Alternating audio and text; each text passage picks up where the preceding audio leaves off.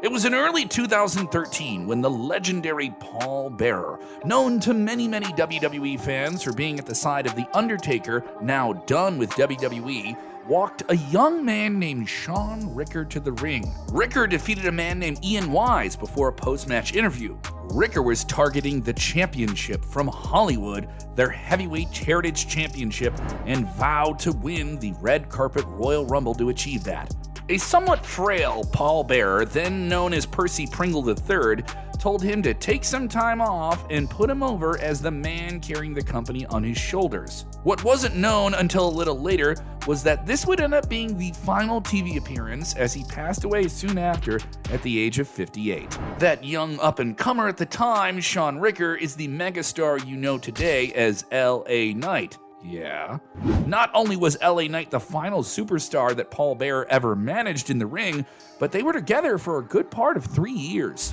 It's kind of crazy to think that L.A. Knight and The Undertaker have a deep connection like that, which makes their brief interaction at Raw 30 all the more special. So let's take a look back at the final days of Paul Bearer and how he ultimately shaped L.A. Knight's career. You probably know Paul Bearer from his longtime association with The Undertaker and Kane. He's been an integral part of both of their legacies of these two wrestling greats, but they actually weren't even the first superstars he managed. Early into his career, he was associated with the likes of Rick Rude, Steve Austin when he was stunning, not Stone Cold, The Ultimate Warrior, and Lex Luger. Percy Pringle turned out to be the perfect fit to take over Brother Love's managerial duties of The Undertaker, because Bearer was literally a certified mortician, also known as an Undertaker. So an Undertaker ended up managing The Undertaker, and arguably played the biggest role of his career. They fed off each other, and the plan was always for Bearer to elevate The Undertaker, a job he did very successfully. Oh yeah! His final stints in WWE saw him associate with The Taker and Kane, and once again during a World Heavyweight title storyline in 2010, and another brief reunion with Kane in 2012. It was actually in 2010, before the Kane-Undertaker storyline, when he announced that he would be returning to the NWA after a long time run with the Championship from Hollywood promotion. He announced the men he would be managing, Shaun Ricker and Brian Cage, collectively known as the Natural Selection. They accomplished the goal of becoming NWA Heritage Tag Team Champions and lost the titles when Ricker had to defend them in a handicap match. When it came time for the two to part ways, Bearer would side with Shaun Ricker and be his mentor in his career. 8 years ago, the Pancakes and Power Slam show saw L.A. Knight reveal that Bearer was a huge help to him in his career.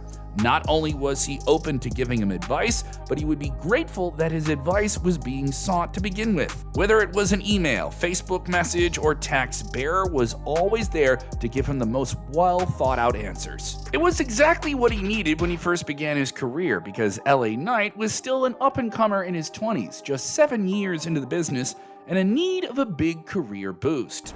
L.A. Knight's biggest strength was the gift of gab that he naturally had. And even though you might think that he didn't technically need Paul Bearer to speak for him, they had a surprisingly good chemistry. Even the way L.A. Knight found out that Paul Bearer passed away was pretty crazy. You may never have guessed it, but it was The Rock, of all people, who accidentally broke the news to him. Back in 2013, Knight wasn't just wrestling, he was on the cast of the reality competition show The Hero, and the host happened to be none other than The Rock. Given that they didn't have their phones or computers during the time of filming, L.A. Knight told X-Pac on his podcast that The Rock came up to him one morning and told him the unfortunate news. Knight found out the way he did and said that The Rock felt like a piece of garbage when he expressed that sad news. He apologized for it, and L.A. Knight only told him not to worry about it. After being made to take a vacation for a month, he returned to NWA and cut an out-of-character promo. The one line that L.A. Knight said that sums up how surreal and special their partnership was. As a 7-year-old watching him walk out in WWE, Paul Bearer, never at any point could I imagine that man would take me under his wing and bring me into something called the Percy Pringle Dynasty. Not only that, but he revealed that during his final hours, Paul Bearer made sure to leave a package of things for him and tell him that he loved him and knew that big things were coming. and to never give up. It's only a full decade later that we can appreciate the true vision that Paul Bearer had for his young tutelage and student in LA Knight. He knew before everybody else that the up-and-comer he took under his wing would become a big star.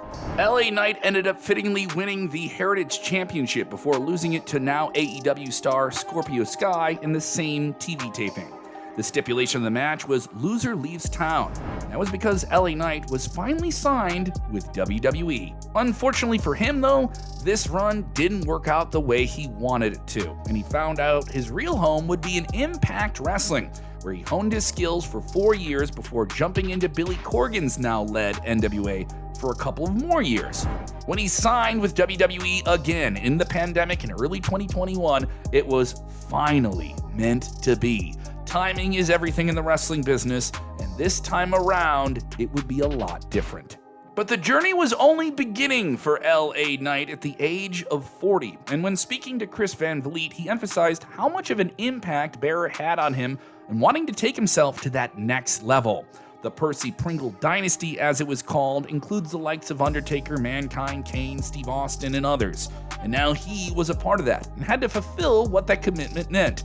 In his mind, he still feels a big chip is on his shoulder to prove why he belongs a part of that collective, even if most would argue that he'd already belonged there to begin with. Paul Bearer choosing him, a young Shaun Ricker, who would grow to become Eli Drake, be featured for a brief time as Max Dupree, and is now the name on the marquee of LA Knight.